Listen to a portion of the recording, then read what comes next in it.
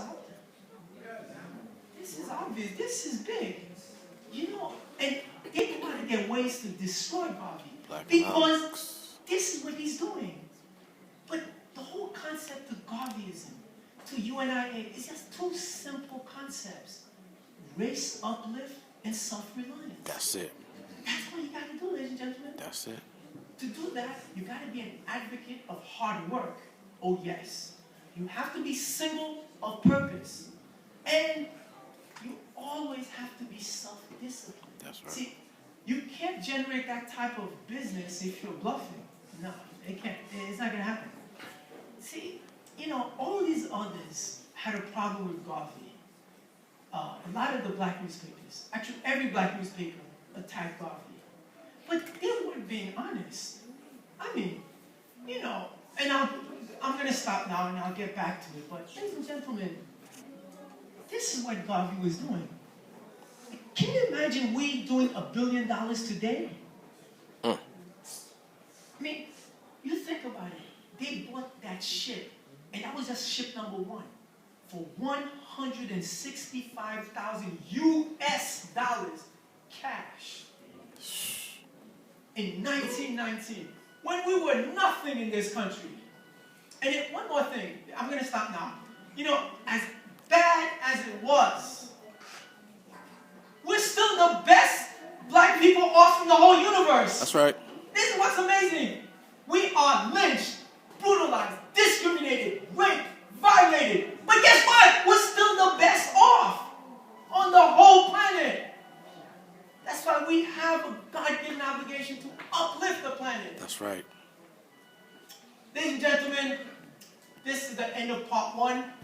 At this time, I'd like to introduce to you the second coming of Marcus Garvey, the president of Division 432, the conquering Lion of Judah, the last true black man in the history of the humankind, my best friend, and the one who's going to pay all my bills. Ladies and gentlemen, stand up and give it up for Michael R. Duncan.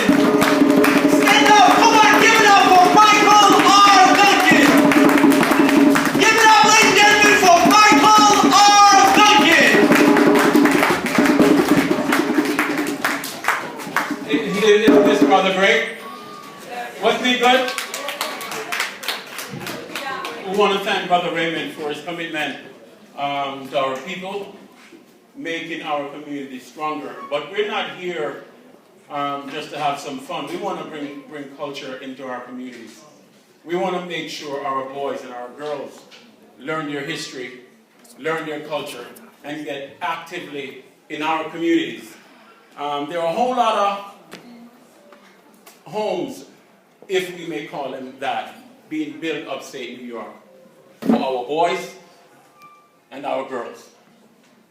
It's alarming, but black girls are being incarcerated at a higher rate than anybody else. We know what's been happening to our black boys. We don't want them going upstate to go live, if you know what I mean. It's just crazy, but as Raymond said, it's about Garvey and Garveyism. We're trying to get people back into our community. In 1914, on a trip from London to Jamaica, Garvey asked himself a question. He asked, where's the black man king and the black man kingdom? Where's his government? That's right. Where is people of high places? He said, I couldn't see them, therefore I help you make them. That's right. Folks, we live in these communities. Let me ask you a question. Where are our supermarkets? I don't see it. Where are our banks? I can't see them, therefore we should make them. Just think about it. Southeast Queens, based on the per capita income in New York City, is the eighth richest district in New York City. If we take away Far Rockaway, it is the fourth richest district. But then, look at our schools. Are we proud of our schools? Look at these buildings. These buildings should become after school, community centers after 3 o'clock. But we are locked out. Why? We just operate by ourselves, each individual for him or herself. That's why we have the UNIA division. here that we're starting, we're going to make sure we take control of our community. That's right. You know, Malcolm X said it best, and as we talk about the brother today, Malcolm X says education is the future. Those who master it today control tomorrow. That's right. Education just does not prepare our children for life. It is a process. It is growth. Not only provides our children for life, it is life itself. Therefore, if we're not educating the young ones, they're dying.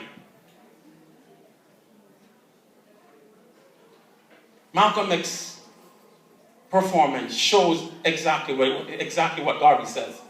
That men who are earnest are not afraid of consequences. Garvey said, when I chose to do what I did, I knew what would happen to me. Malcolm X knew he was going to be killed. But he did what he had to do anyway. We don't have to get killed nowadays. So what's stopping us from doing what we need to do? I was speaking to a friend the other day, and the friend said to me, you know, these are the people who do business in our community. What do they think of us? Imagine, they're selling us our food. They're selling us our clothes. They're cleaning our clothes. They're selling us everything. They must think that these people are the stupidest people on earth. They can't do business for themselves. But you know what? I'm happy to see the young ones, and I'm really happy you came out today. Yeah. Because we have to prepare the future. Marcus, come on up, please. Let me introduce you to my son. Come on up. You know, I named him after the Honorable Marcus Messiah Garvey. And just to let him know that you have work to do. And he knows that when he goes on the street and he sees another black boy or black girl, he must greet them and he must have respect. But now we have to make sure we teach them our way of life, our history, so we continue. And when he sees another black boy or a black girl on the street, he knows that's my friends. Those are my friends. Right. So I must treat them accordingly. Marcus, I'd like you to recite the 12 commandments of black consciousness for me. Can you do that? Yes, Daddy. Love yourself first, for no one is greater than you. Develop knowledge of your heritage. To know your past is to define your future. Develop respect for each other. Respect between individuals makes for a strong and united people. Develop clear lines of communication between parents and children.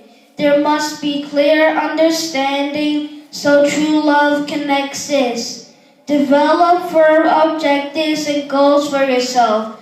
To plan today is to be aware of where you are going tomorrow. Develop and define the role of man and the role of woman. Develop a strong base of unity and keep it solid. Develop your knowledge of Black history and basic educational skills. Education is the key link to economic strength. Develop clear understanding of politics. Therefore, ideologies and philosophies can be better defined. Develop your spiritual belief to the highest way possible. Develop your discipline and control of lust, desire, and sheer materialism. Develop your home, Africa, land of origin. For without a home, these commandments cannot flourish to their fullest potential. That's right. Remember these commandments and keep them conscious. That's right. Black power. Woo! Yeah!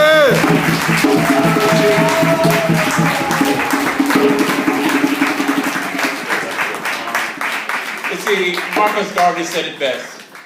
He said God and nature first made us who we are. And then, out of our own creative genius, we make ourselves what we want to be. Follow always these great laws. Let God and the sky be your limit, and education your measurement. Folks, we got to teach these young ones. I know that's right. And we got to teach them to organize and to work together, because they have us totally under control. And we must stop this. You know, so I want, when my son walk into a bank 5 years from now, you can sit down, it's we own the banks. I want them, when they walk into our supermarkets, we're serving them. Because we're going to serve each other with respect. What we're here for? When Marcus Garvey and our ancestors created the UNIA, each and every one of us, we are members of the UNIA. There are only two types of members. One that is active, That's right. and another one who is inactive. Brother Marcus, how can you activate your membership? Become a member of this great UNIA. Let's build those supermarkets. Let's build those banks. Let's make it happen for our children. When they brought up Marcus Garvey on those trumped up charges, they locked him up. They put him behind the prison walls in Atlanta. And Marcus Garvey was sure that they were going to kill him. But as he said, men who are earnest are not afraid of consequences. So while being there, Marcus Garvey wrote a letter to his supporters, thinking that he would be killed. Be patient with me, I'm going to recite those words of Marcus Garvey for you. He said, after my enemies are satisfied, I shall come back to serve. That's right. He said, in life I shall be the same. In death I shall be a terror to the foes of black liberty. That's right. If death has power, count on me to be the real Marcus Garvey. If I may come back in the cyclone, pestilence, or as God would have me. Don't you know I shall never desert you and let your enemies triumph over you? That's right. Would I not go to hell 1,000,000 times for you? Would I not cry at the footstool of the Lord Omnipotent for you? Would I not walk the earth forever for you? Then why be sad? Cheer up and be assured that if it takes 1,000,000 years, the sins of our enemies shall visit the millionth generation of those who hinder and oppress us.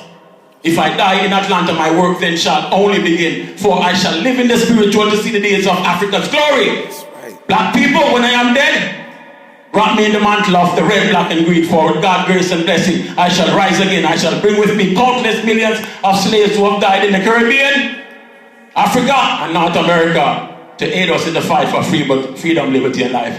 Long live Marcus Garvey, one God, Well, God. one aim, One aim. one destiny. One destiny. Long live Marcus Garvey.